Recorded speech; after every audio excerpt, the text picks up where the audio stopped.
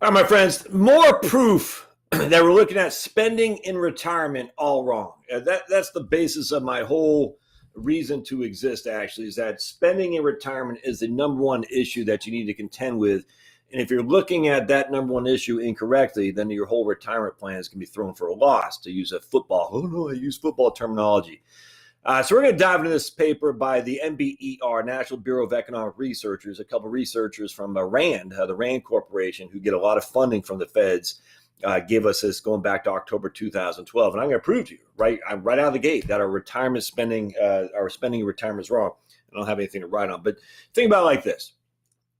We 4% income. We're going to inflate that each and every year for inflation. All right. So each and every year you start with 4%. So if you have $1 million, you're going to take 40,000 out the first year, 40,000 plus 3% inflation the next. That's the premise of all retirement planning. And it just, I'm going to go to my grave saying that premise is incorrect. Not that the 4% rule in of itself is incorrect.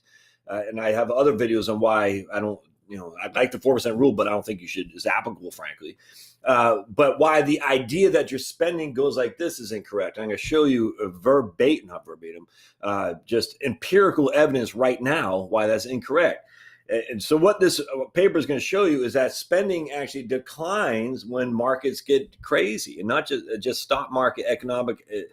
Your economic activities gets concerning, your spending goes down. And so to use the 4% rule and adjust it each and every year inflation completely avoids the idea of market chaos, economic decline, and things of that nature, for which you will reduce your spending. You're going to tighten your belt. I mean, just common sense.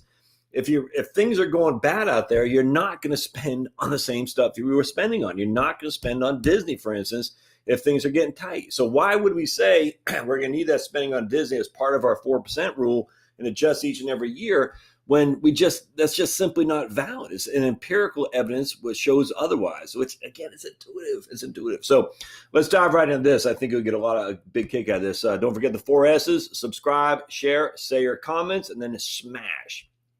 All right. So this is from NBER, dated April 2012. Measuring total household spending in a monthly internet survey, evidence from an American Life panel. Now, before you say it's internet survey, it's not scientific. No, you just got to hang in there because you'll find exactly that it is. Michael Hurd and Suzanne Rowetter are the two authors, and they both are with the RAND RAND Corporation. All right, so we're just going to dive into this. And so we're going to show first and foremost why we need to look at spending in terms of the data sets that we've had before. So a very extensive battery of questions about spending along the lines of the Consumer Expenditure Survey, CEX, is not feasible in a general household purpose survey because of space limitations and how much money it costs. So we have the Consumer Expenditure Survey through the Bureau of Labor Statistics, which is by far and away the gold standard of identifying expenditures in retirement. The problem with the CEX is it's very, very detailed. And so because they can only do so many surveys on any given time because it's so elaborate and so expensive. In the absence of panel measures of total household spending, a large number of empirical papers have been based on the panel measure of food in the PSID, the Panel Study of Income Dynamics. And so basically what this is saying is that a lot of research has been using the data from PSID to extrapolate your potential spending in retirement. However, food consumption as a proxy for total consumption, which is what the PSID does, it just looks at food consumption, which has limitations for research.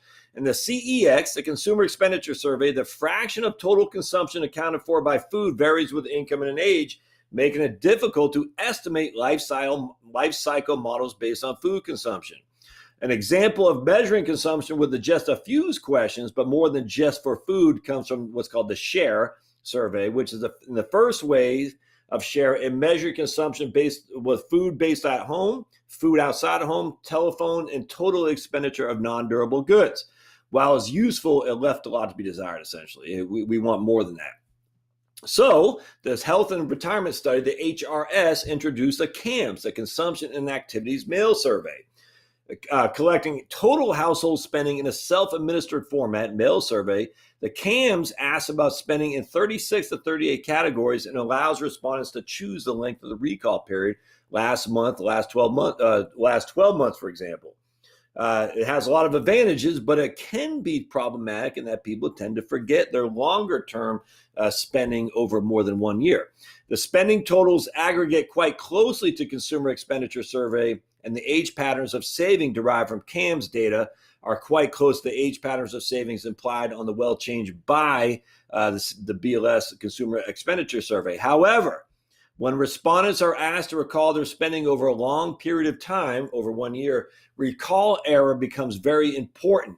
So we recognize most of the other spending and retirement data leaves a lot to be desired.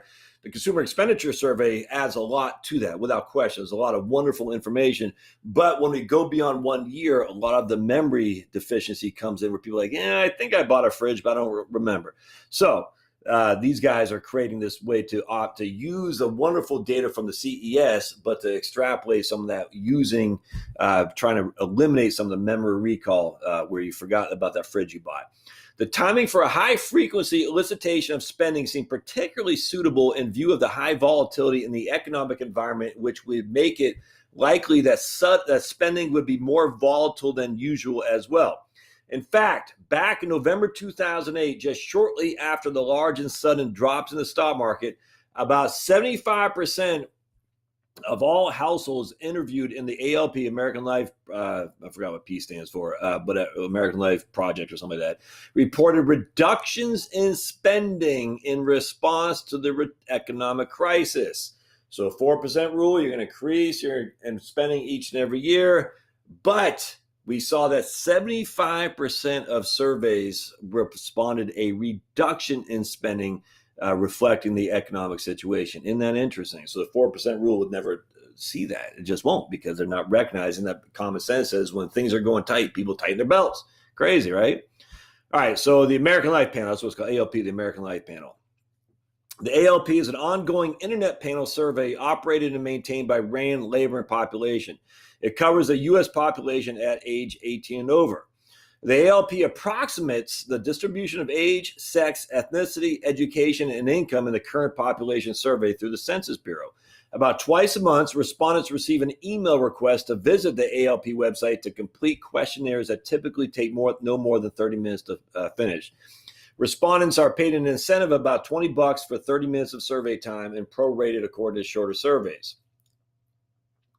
I didn't highlight this, but I thought it was interesting. The very large stock market declines in 2008 prompted our first financial crisis data collection. And that was where we get the idea that 75% of the surveys, they reduced their spending in lieu or in response to the market chaos and the economic crisis.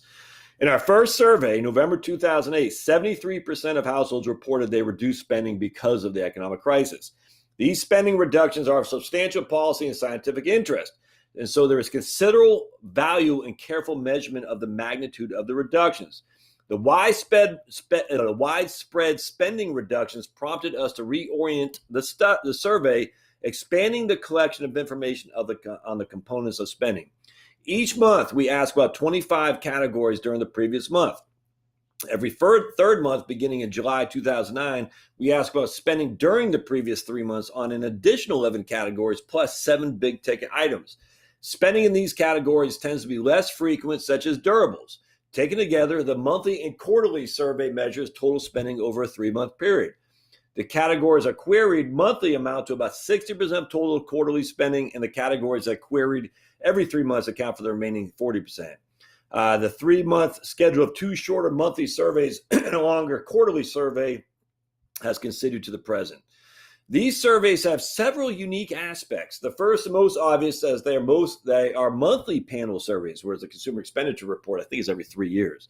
This design permits the observation of the immediate effects of changes in the economic environment that cannot be captured in low-frequency surveys via retrospection. Again, if it's every 3 years, you can easily forget what you were doing a year and a half ago with it and how that affected your spending. A second unique aspect is our measurement of a large fraction of total spending on a monthly basis. This measurement reduces recall bias for high-frequency purchases, yet because the surveys cover an entire year, it also captures low-frequency purchases.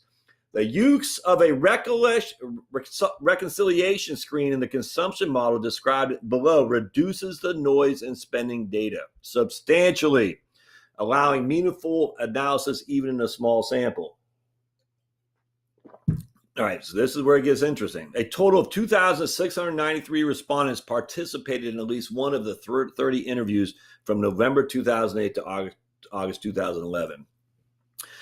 In the interest of maintaining an adequate sample size while at the same time basing results on the approximate panel sample, we present results with a sample of respondents who missed at most 4 of the 30 interviews, resulting in an average sample size of 1,440 per wave. So basically they're saying, look, if you got a bunch of people that missed a significant amount of the sample, we're going to get rid of them. They're outliers, we're not going to use them. So we're going to use only people who did this diligently. Eliciting total household spending. Each month, we ask about spending in 25 categories that are purchased at high to middle frequency every month. Then every 3 months, we ask about the purchase over the past 3 months of 11 less frequency purchase categories and about 7 big ticket items. All right. The 25 categories queried in the monthly surveys are shown in Table 2, grouped as they would have been displayed. So let's go down to that. Let's go down to that Table 2. I'll show you because it's actually pretty. This is the kind of stuff you want to look at. You don't want to just look at rules. Is it not going down? All right, come on. Let's go down here. I'll show you the Table 2 right here. So they got screen 1: mortgage, rent, electricity, water, heating, fuel. You can see food and beverages, dining, drinking out, gasoline, other transportation, housekeeping supplies, housekeeping, dry cleaning, gardening. Just medical supplies, healthcare services, hobbies, sports. You can see. They're going nuts on all this. Personal services, education. So they got everything you could possibly want to know in here. Health insurance, mortgage, the whole thing, which is what makes it just freaking an awesome data set. All right. Let's see here. In the first days of May of 2009, about 2,100 people responded to the survey, which was the initial survey about spending. The number was fairly constant until wave 15. So that's 15 waves later. Remember, they had about 1,440 surveys per wave. When it declined in May 2010, the wave declined by about 300 people. The main reason for the decline is that due to budgetary constraints, some infrequent responders were dropped from the survey. Since then, the number of observations stayed stable, hovering about 1,700 to 1,800 observations. In a typical wave, only about 25 people began the survey but failed to complete it. So again, the data set is pretty set in stone. It's pretty good, well enough to make it statistically interesting for sure. There is a very substantial age gradient. Those aged 65 or older take a little bit more than twice as much time to do the survey than those less than 40, which is critical because the people that we're looking at is the retirees. What is their spending experience? What is their spending experience? And if they can take the time to really dive into that, we can extrapolate a lot of wonderful information for us as we go forward. If you were to ask a guy who's 40 years old, who cares? I hate to say it, but his spending habits don't mean anything for retirees. They just do not. So the fact that is more diligent on the people at 65 and older, it gives us a lot that we can go on. Now, these guys also use the reconciliation screen because there are some outliers. The reconciliation screen invites the respondent to correct entries. In the initial wave that elicited spending, May 2009, an average of 1.8% of the entries were corrected, modified, or updated by respondents. The rate of correction declined steadily until the survey collected in February 2010, and since then has fluctuated between 0.5% and 1%. Although this may seem like a small rate of correction, the effect on outliers can be substantial if the corrections are for entries that are extreme. And I tell you, they use a couple examples of extreme in the outliers. The frequency of magnitude of outliers can be a problem in self-administered surveys because there's no interviewer to question extreme values. The reconciliation screen is meant to reduce this problem.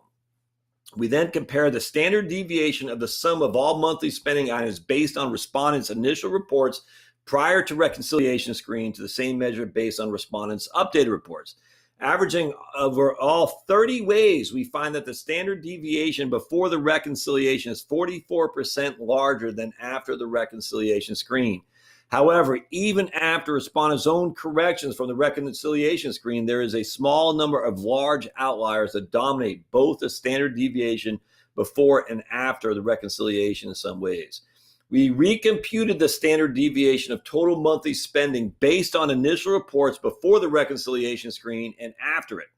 In the first two waves of spending, the reduction due to the reconciliation was substantial, ranging from an average of 17.2 thousand to 3,000. In subsequent waves, the reduction varied between being very small in some ways and sizable in others, depending on whether respondents self-corrected some very large outliers. The reduction, because of the reconciliation screen, will have substantial effect on the standard errors and estimations of models of spending. Now, why did they reduce it? Fat finger. Someone put 10,000 when they meant to put 1,000. They might have done 0.01 when they meant to put, well, I mean, they give a bunch of examples, which I probably won't get into. They put 70,000 when they meant to put 7,000. I mean, all these different things. And those are outliers, typically on a non-durable item, a fridge or something like that, car, where they're just, it's a one or two shot deal, just an out of it's a unique spending. So it's not a reliable spending, but it's such a significant outlier that it filters back in the entirety of the data, skewing it to look like significantly higher spending habits when in fact it's just been a fat fingered or something along those lines. It's actually pretty amazing. The reconciliation screen, while it's only less than 1%, are they reconciling that 1% is huge outliers. Again, the outlier, Jeff Bezos compared to everybody watching this. He's the outlier. If we have an outlier like that, before the reconciliation screen, it's going to skew everything on the averages. So we got to get rid of that outlier for sure, or at least make it sure that it's legitimate.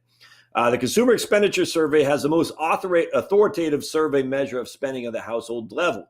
Yet the level of spending as measured in the Consumer Expenditure Survey is questioned because it's substantially less than the household spending as measured by the National Income and Product Analysis. Nevertheless, we will compare our measure of spending with that from the CEX because the CEX is a household survey and aims for a complete measure of spending using similar methods to the American Life panel. All right, so and I actually did some research on the CES versus NIPA and other spending habits, and it's actually, I'm not going to dive into it. The CEX is the way to go, without question. Yes, the CEX, the Consumer Expenditure Survey, is significantly less, by 30% or something like that than some of these other ones. But in terms of the actual, how deep they get into the surveyed items is without question the gold standard of spending habits of retirees for sure. Let's just say they're 30% low, though. I mean, we're still not talking significant amounts of money relative to what we've been told by Fidelity's and T. Rowe Price's and insurance companies of the world. Average spending in 2010, as reported in the CEX, was $42,736. Average weighted spending in the ALP, the American Life Panel, was quite close, or 97% of Consumer Expenditure Survey. So basically, if we're going to use a Consumer Expenditure Survey and we're using the American Life Panel, they're close enough, highly, highly close. They're correlated. So they're both legitimate if you believe in any of them, which you should. All right. We excluded from the CEX published total for 2010. I noticed this actually too. I didn't like that. Personal insurance and pensions, because we considered contributions to Social Security and pensions as part of savings rather than of spending.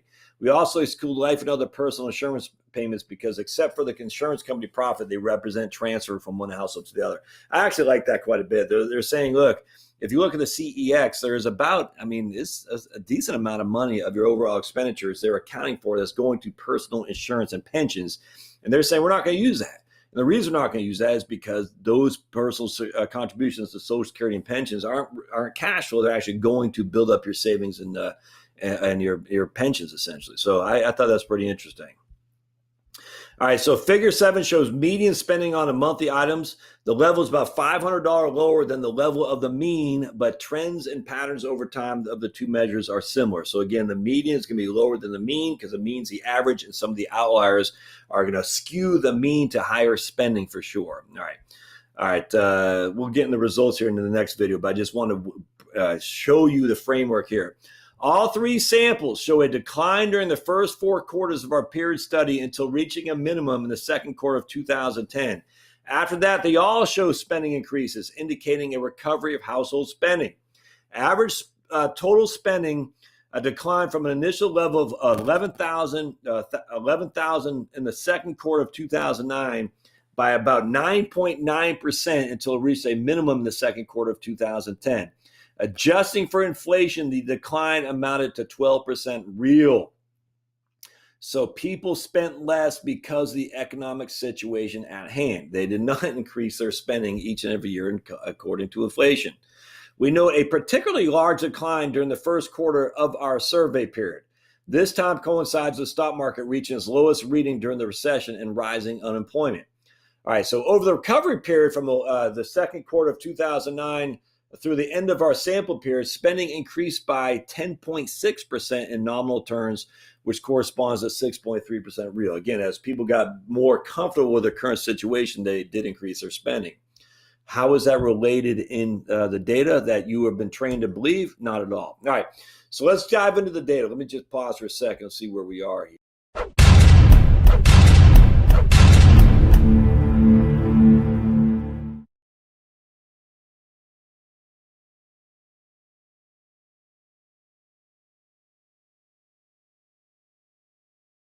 So let's show you the sample size of what they're doing here, the appendix table 1. These are the completed responses. N is the number of responses. Look, they got all these different waves of respondees, and they got 32 as a matter of fact, going from November 2008. And it's just by luck. It's perfect timing going right into just right into the wave of the economic crisis. Look at that. So we got 2,000, 2,100. A response rate is about 76, about 3/4 of a response rate. And they dropped down a little bit to clean out some of the bad data that weren't responding enough. And so you got 1,800. So you got 75 to 80% of respondents. So, on 2,000, 1,800 to 2,000. So you get, I think they said the average is about 1,500 or so per wave. You got 32 waves going all the way up to October 2011. That's fantastic. And the median time to complete the survey, 21 minutes, 11, 22 minutes, 23, 24. So you can see it goes month to month and quarter. All right. So you got the quarterly ones here. The quarterly ones take longer. All right. The month to month take less, but it's a wonderful data set. I love it. And so let's go now and see what the numbers look like. And we talked about before what they're asking about their expenditures, not just food consumption. Can't use that. Items queried each month grouped by actual screen display. Okay, remember they're giving someone, I hate to say an internet survey, it's not like, hey, tell us if you like Trump. Not that kind of survey. They're actually identifying data from the HRS households, and they're sending these surveys to them to go online and complete that themselves. And so these are the month by month ones, mortgage, rent, electricity, blah, blah, blah. All right, then you've got those 5 screens, 6 screens, all right? And then here's your quarterly ones, big ticket items, automobile, refrigerator, stove, washing machine, television, computer, whatnot. Follow-up questions on big ticket items, queried amounts in the case of cars, how the purchase was financed, property taxes, vehicle insurance, health insurance. Just the whole thing is trips and vacations. And these are going to be the quarterly ones, all right? Here you got the screenshots from the American Life Panel survey. So you get the login, you go in there and you say, okay, tell us how much it was, mortgage, rent, electricity, put it in there. Next, it'll tell you how long you completed the survey, how much longer have you got to complete it. Car payments, interest, and principal. Screenshots of the reconciliation screen is right here. Your household's estimated spending last month was $2,838. According to your entries below, blah, blah, blah. Of the described categories of 2,000 below is a summary of your expenditures, and they'll give you the summaries right there. The screenshot displays the top portion of the reconciliation screen. The dollar amount stated at the top give the sum of the respondents, and it basically said, whoa, that doesn't sound right. I'm going to go ahead and reconcile if I have made a mistake someplace, which is just awesome. All right, so let's keep going down here if I can. We can get the ball to, there we go. All right, so here's the fun stuff. You ready? Percent of monthly spending categories updated and unweighted. All right, so you can see that it goes down. Look at that, because of May 2009, because the markets are going, that's month to month now. You can see it just goes down as people are like, yikes. Standard deviation is sum of 25 monthly items before and after the reconciliation screen. All right, so before, that's where the outliers are. Might not seem like much, but look at the standard deviation of the spendings before they did the reconciliation screen. Again, the fat fingered and whatnot. After they did the reconciliation, it stays pretty stable. Here we got a big increase in July of 2011. Don't know what to make of that, but One pertains to, it is caused by two particularly, let's see, I think they talked, there's a peak in July 2011 in the line depicting the standard deviation after the reconciliation screen. It's caused by two particularly large values that we decided not to edit. One pertains to a household that paid off the mortgage, $246,000 mortgage payment, and no further mortgage payment in subsequent waves. And one pertains to a household that reports $200,000 in home repairs and $150,000 in earnings. Okay, well, that's interesting. So that both happened in July of 2011, which would skew the reconciliation screen. But they're outliers, but they still happen. Mean and median spending across 25 categories. Now, this is pretty interesting. So this is on a month-to-month basis, right? Mean and median spending, let's see. Month to month. So basically, look, here's the median, 50% above, 50% below. And you can see we're getting about $2,250 a month. Now, this is not quarterly. We're going to talk about the quarterly here in just a second. All right, so this is just part of the monthly, part of your total consumption for retirees. 2,000, let's say $2,250, and then because of the economic crisis, it dropped down to $2,000 a month. Then it picked back up a little bit, and then there's a pick back up again. But we'll see. It went down and then slowly started rising again, the median, right back to $2,250 a month. And simply because that just shows you the issue is people will see the economic situation at hand and spend accordingly. Here's the averages, all right, and this is before reconciliation, the blue, and this is after reconciliation. So you can see that, and actually, believe it or not, the median, 50 up, doesn't have much in terms of reconciliation. There's a little bit of red there, so they don't really need to reconcile much on the median. It's the mean, the average, that they got a lot of reconciliation to do. But I don't even care about the average. I care about the median. So on a month-to-month basis, using all these thousands of respondents, they were spending $2,250, and then it dropped to a little bit less than $2,000, then went back up to $2,250 a month. All right, so 17 quarterly spending things. Again, the median is the purple, and again, that's a little bit of reconciliation. So it's basically spot on. And on a quarterly basis, these guys are spending roughly another little bit less than $2,000 a quarter on top of the monthly expenditures that they have. But if we just look at the averages, it's about 50% higher. Averages here, about 50% higher. So you got to look at the median because the averages skews for those big people who are spending. You can't look at the averages. You got to look at the medians when it comes to your consumption in retirement, to where you can weigh your own consumption on it.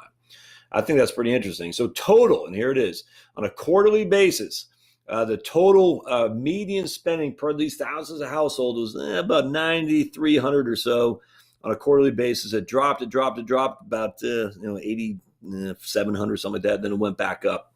And so if we look at it, let's just say $9,300 is a total quarterly. If we times that by 4, that's $37,000. All right, that's $37,000 a year. And I think this 2011 numbers, I can't remember. And that's based on average number of observations per quarter, 1,600. That's real statistical probabilities there, or likelihoods.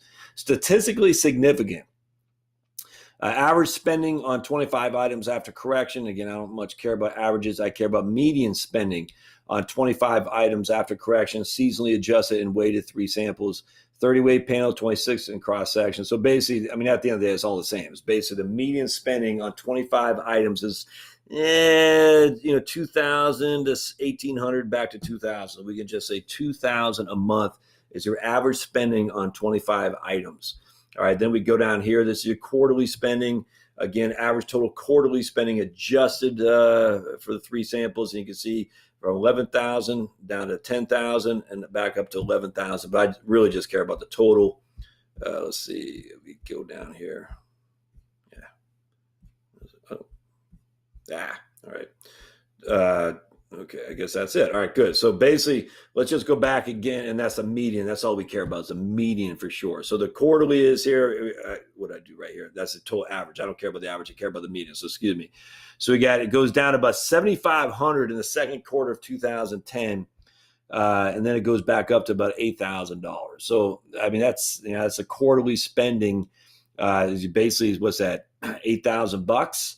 $9,000, something like that. And then if we just go back to the median on everything, it's going to be right there. Total quarterly spending is about, like I said, about $9,000. I mean, $9,000 a quarter is what basically you're spending on. Throwing in a little bit more for a higher expenditures, $12,000, and 12,000 times 4 is about 48,000.